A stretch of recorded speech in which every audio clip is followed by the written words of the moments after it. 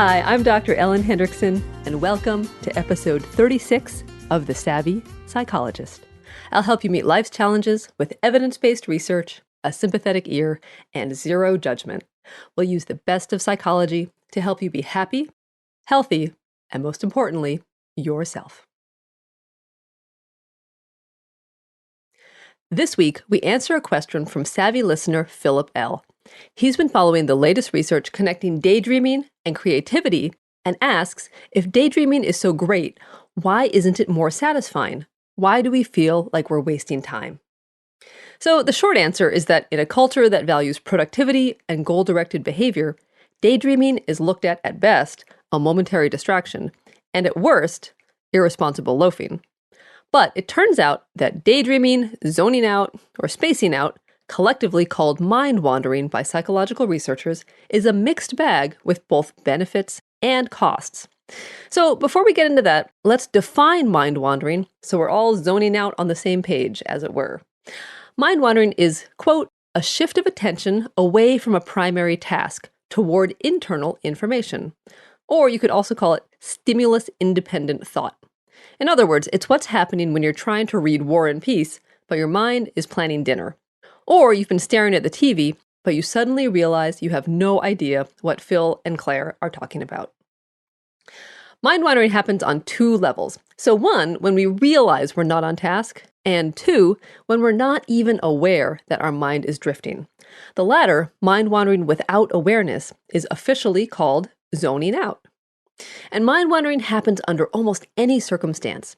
To illustrate, in a 2010 study in the prestigious journal Science, researchers collected over 250,000 data points by contacting study participants' smartphones at random times during the day and asked how happy they were, what they were doing, and whether or not they were thinking about something other than what they were currently doing.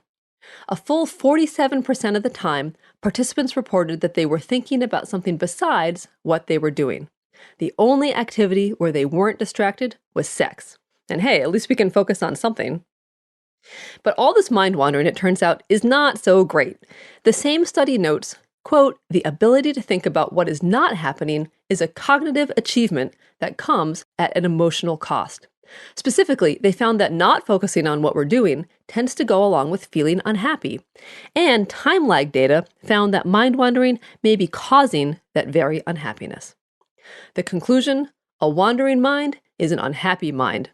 So it looks like the mindfulness trend of being in the now, not to mention thousands of years of religious and meditation traditions, may be on to something. And in addition to making us unhappy, mind wandering also makes us forget what we're supposed to be doing.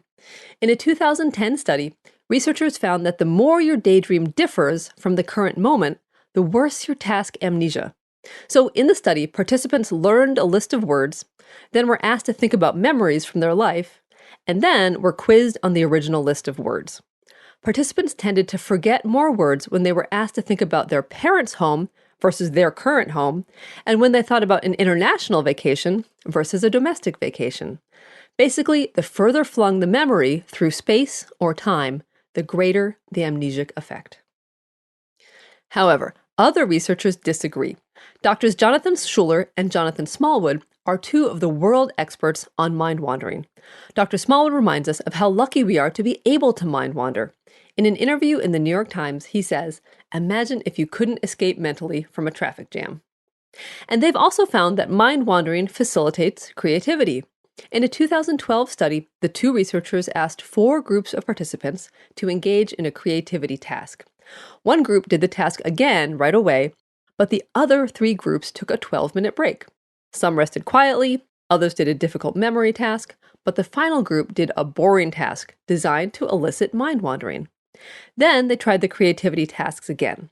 And you guessed it, the mind wandering group did better, 41% better than the other groups on the repeated tasks. Call it marinating, call it incubation, whatever was happening while the mind wandered, it worked. And to make things weirder, it turns out that zoning out, again, mind wandering that you're not even aware of, works best to facilitate creative insight. As a result, it's been argued that mind wandering fundamentally does work towards a goal, even if it's not directly applicable to the task at hand.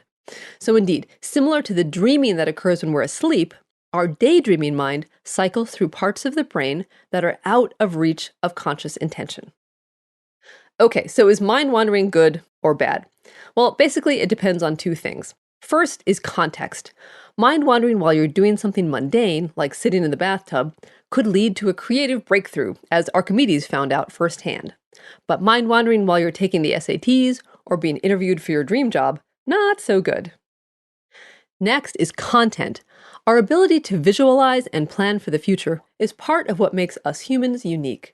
In general, non-anxious mind wandering about the future or rerunning good moments from your past, like absentmindedly visualizing your dream house or replaying a nice compliment, are constructive.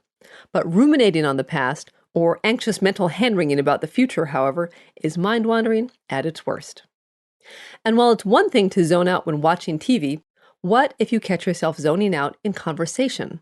So apologize and be honest. I'm so sorry. I want to focus properly on you and I'm having a hard time. Nothing to do with you. Can you repeat that last sentence?